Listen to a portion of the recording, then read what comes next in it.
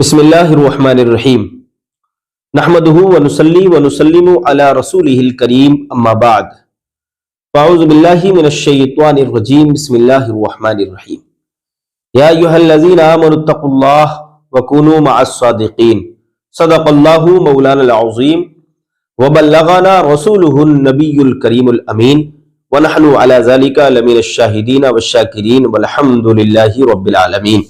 درود پاک سنائیے۔ اللہم صلی علی سیدنا و مولانا محمد وبارک وسلم صلو علیہ الصلاۃ والسلام علیک یا رسول اللہ صلی اللہ تعالی علیہ وسلم۔ میرے پیارے عزیز دوستو، میرے پیارے بھائیوں، میری پیاری بہنوں، امید ہے آپ خیریت سے ہوں گے۔ اللہ آپ کو خوش رکھے، شاد و آباد رکھے، اللہ آپ کی زندگی میں خوب بہاریں عطا فرمائے۔ میرے پیارے عزیز دوستو، آج ہم آپ کو بتائیں گے اولیاء اکرام کی شان کے بارے میں۔ اللہ رب العزت نے اولیاء اکرام کو، اپنے محبوب بندوں کو، محبوبین بندوں کو کتنی طاقتیں، کتنی عزتیں، کتنی شرافتیں، کتنی کرامتیں عطا فرمائی ہیں۔ میرے عزیزو، اللہ رب العزت قرآن کریم میں ارشاد فرماتا ہے، یا ایھا الذین آمنوا اتقوا اللہ، اے ایمان والو اللہ سے ڈرو، وکونوا مع الصادقین، اور سچوں کے ساتھ ہو جاؤ۔ میرے عزیزو، اللہ رب العزت کا یہ فرمان ہے کہ انسان نیک بن جائے گا۔ یہ ایسا فرمان ہے، یہ ایسا اللہ کا کرم ہمارے اوپر ہوا کہ اللہ نے یہ فرما دیا۔ اللہ نے پہلے فرمایا کہ مجھ سے ڈرو، پھر اس کے بعد میں فرمایا کہ سچوں کے ساتھ ہو جاؤ۔ خالی آپ ڈرنے کا مطلب یہی ہوگا کہ آپ سچوں کے ساتھ ہو جائیں، یعنی سچ بولیں۔ اب کوئی انسان یہ کہتا ہے کہ میں اللہ سے ڈرتا ہوں، کوئی انسان کہتا ہے کہ میں اللہ سے ڈرتا ہوں، تو ڈرنے کا مطلب کیا ہے؟ ایک طرف کہتا ہے کہ میں اللہ سے ڈرتا ہوں اور دوسری طرف نماز کو چھوڑ دیتا ہے۔ ایک طرف کہتا ہے کہ میں اللہ سے ڈرتا ہوں، دوسری طرف چوری بھی کر لیتا ہے۔ ایک طرف کہتا ہے کہ میں اللہ سے ڈرتا ہوں اور دوسری طرف چغل خوری بھی کر دیتا ہے، غیبت بھی کرتا ہے نا، دھوکہ بازی بھی کرتا ہے۔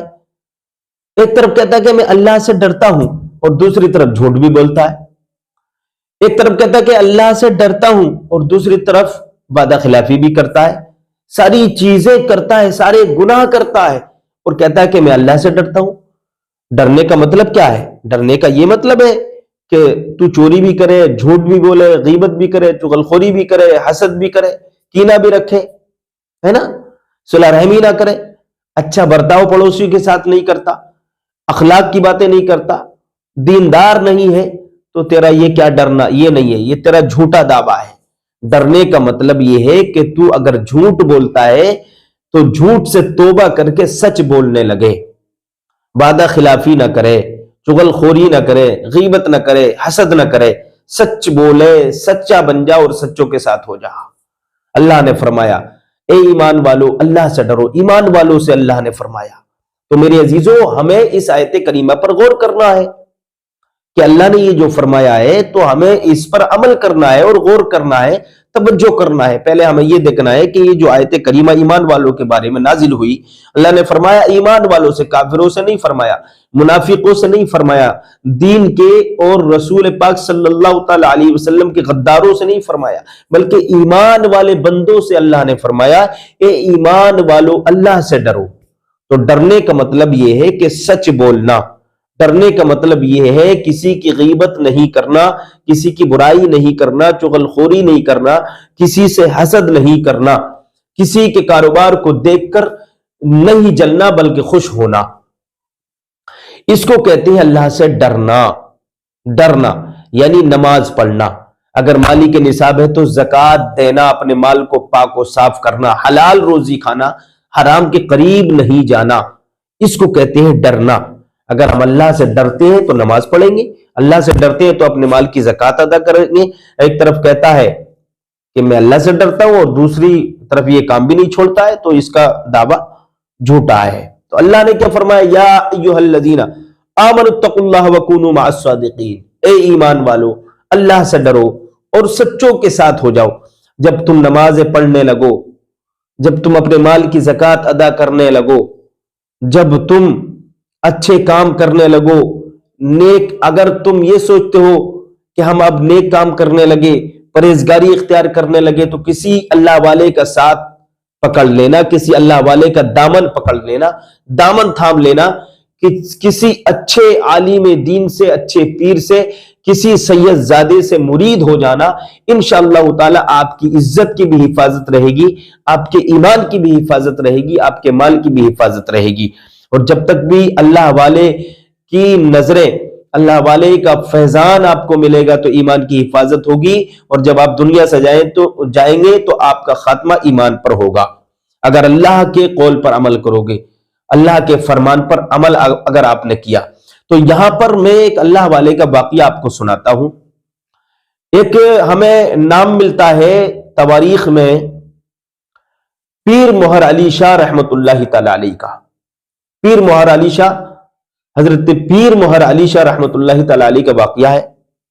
ایک مرتبہ کا بیان ہے کہ آپ ٹرین میں سفر کر رہے تھے، اسٹیشن آیا، آپ نیچے اترے، آپ کے ہاتھ میں تسبیح ہے اور تسبیح پڑھ رہے ہیں۔ اللہ والوں کی تو شان یہ کہ وہ ہر وقت اللہ کا ذکر کرتے رہتے ہیں، ان کے دل بھی اللہ کا ذکر کرتا ہے، ان کی زبان بھی اللہ کا ذکر کرتی ہے، ان کا رونگٹا جسم کا رونگٹا یاد الہی میں ہر وقت مشغول رہتا ہے، ہر وقت اللہ کا ذکر کرتا ہے۔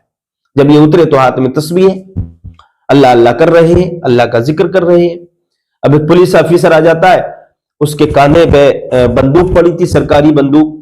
اس نے پوچھ لیا، بابا جان، بابا جی، بابا صاحب، یہ بتائیے یہ جو آپ کے ہاتھ میں تسبیح ہے یہ کس کام آتی ہے اور یہ کہاں سے آپ کو ملی ہے؟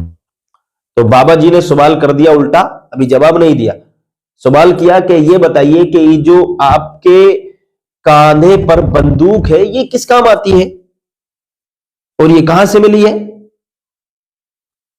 تو وہ کہتا ہے کہ آئیے میرے ساتھ میں جنگل میں چلیے۔ وہ بابا جی کو جنگل میں ہاتھ پکڑ کر لے گیا، اور جنگل میں لے جانے کے بعد میں اس نے کہا کہ اب جنگل میں جب آ گئے تو ایک پرندے کو کسی کو اڑا دیجیے، پرندے کو اڑائیے۔ انہوں نے اڑایا پرندے کو، تو اس نے نشانہ جمایا اور بٹن دبایا، اور وہ جب گولی نکلی بندوق سے پرندے کے سینے پر جا کر لگی، پرندے کے جب لگی تو پرندہ پھڑ پڑا کر زمین پر گرا، اور گرنے کے بعد تھوڑی دیر پھڑپھڑایا اور اس کے بعد مر گیا، موت طاری ہو گئی اس پر۔ تو وہ پولیس آفیسر کہتا ہے کہ یہ جو ہماری بندوق ہے، یہ جو بندوق آپ دیکھ رہے ہیں، یہ زندہ چیز کو مردہ بنانے کے کام آتی ہے، زندہ چیز کو مردہ بنانے کے کام آتی ہے۔ تو کہ اچھا۔ پھر جب پرندہ نیچے گر گیا، مر گیا، تو بابا جی آ گئے اور بابا جی نے اس پر تسبیح گھمانا شروع کر دی۔ 7 مرتبہ تسبیح گھمائی، دم کرنے کے بعد 7 مرتبہ جب تسبیح گھمائی تو وہ پرندہ پھڑ پھڑا کر اٹھ گیا، اور تھوڑی دیر پھڑ پھڑایا اور ہوا میں لہرا گیا زندہ ہو کر۔ تو وہ بزرگ کہتے ہیں، بابا کہتے ہیں کہ اگر تیری یہ بندوق زندہ چیزوں کو مارنے کے کام آتی ہے تو یہ میری تسبیح مردہ چیزوں کو زندہ کرنے کے کام آتی ہے۔ سمجھے؟ یہ اللہ کے ولی کی کرامت ہوئی۔ اور پھر وہ کہتا ہے کہ بابا یہ تسبیح آپ کو کہاں سے ملی ہے؟ تو وہ کہتے ہیں یہ بندوق تجھ کو کہاں سے ملی ہے؟ تو وہ کہتا ہے کہ یہ بندوق مجھے سرکاری گورنمنٹ سے ملی ہے، گورنمنٹ سے ملی ہے۔ تو وہ کہتے ہیں یہ بندوق اگر تجھے سرکاری دنیاوی ہندوستانی سرکار سے ملی ہے تو یہ تسبیح مجھے پیروں کے پیر غوث اعظم کے دربار سے ملی ہے۔ تو میرے عزیزو، اللہ کے ولی کی تسبیح نے، اللہ کے ولی کے وظیفے نے، اللہ کے ولی نے وظیفہ کر کے دعا کرنے کے بعد اللہ کی بارگاہ میں ایک پرندے کو زندہ فرما دیا، یہ کرامت ہوئی۔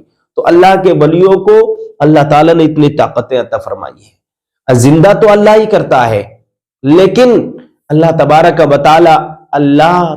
و تعالی ولیوں کو وہ طاقت دے دیتا ہے، وہ عزت دے دیتا ہے، وہ شرافت، وہ کرامت عطا فرماتا ہے کہ ادھر وہ کہتے ہیں ادھر اللہ تعالیٰ قبول فرما لیتا ہے۔ تو وہ کیوں قبول کرتا ہے ان کی زبان؟ اس لیے کہ وہ اللہ اللہ کرتے ہیں۔ آپ بھی اللہ اللہ کہنا شروع کر دیجئے، اللہ کا ذکر کرنا شروع کر دیجئے، نمازیں پڑھنا شروع کر دیجئے، حلال روزی کھانا شروع کر دیجئے، حرام کاموں سے توبہ کر لیجئے، پھر آپ بھی نیک بن جائیں گے. جب تک دنیا میں رہیں گے خوش رہیں گے، اور دنیا سے جب جائیں گے تو قبر میں بھی خوش رہیں گے. اللہ سے یہ مجھے امید ہے. اللہ تعالیٰ آپ کو عمل کی توفیق عطا فرمائے. السلام علیکم.